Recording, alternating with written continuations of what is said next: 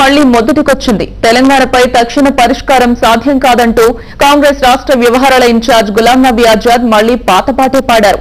తెలంగాణ ఏర్పాటుకు హైదరాబాదే అడ్డం కానీ హైదరాబాద్ ను ఉమ్మడి రాజధాని చేస్తే ఎలా ఉంటుందో చెప్పాలని ఆజాద్ టీ కాంగ్రెస్ ఎంపీలను కోరారు. హైదరాబాద్ లేని తెలంగాణను ఊహించలేమని ఎంపీలు ఆజాద్ కు తేల్చి చెప్పారు.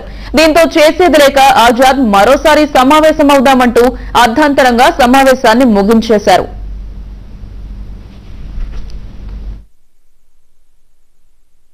పెట్టుకోకండి, హైదరాబాద్ అంతర్భాగంగా కూడినటువంటి వాళ్లకు ప్రత్యేక రాజధాని నిర్మాణం అయ్యేంత వరకు ఏ అభ్యంతరం లేకుండా రేపు పొద్దున తెలంగాణ రాష్ట్రం ఏర్పడ్డాక కూడా సహజీవనం అందరం కూడా కలిసి బతికేటువంటి పరిస్థితి ఉంటుంది తప్ప తెలంగాణ రాష్ట్ర విభజన చేయకుండా మీరు ఇదే విధంగా దాట వేసుకుంటా పోతా అంటుంటే అనేక మంది అమాయకులు చనిపోతా ఉన్నారు. దీనికి కారణం మనం అవుతాం.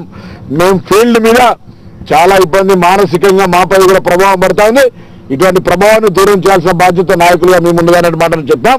వారు కూడా నాయకత్వానికి సంబంధించి ఇప్పటికే నాయకత్వం ముందే జరుగుతున్నటువంటి అంశంగా వారంతా కూడా తెలిసినప్పటికీ కూడా ఇప్పటికే సంప్రదింపుల ప్రక్రియ కానీ ఇరుపక్షాలను సంప్రదించడం కానీ పెద్ద మనుషులను మాట్లాడడం అన్నీ జరిగింది కాబట్టి దీనికి సంబంధించి నాయకత్వంతో చర్చ చేస్తా చెప్పినారు.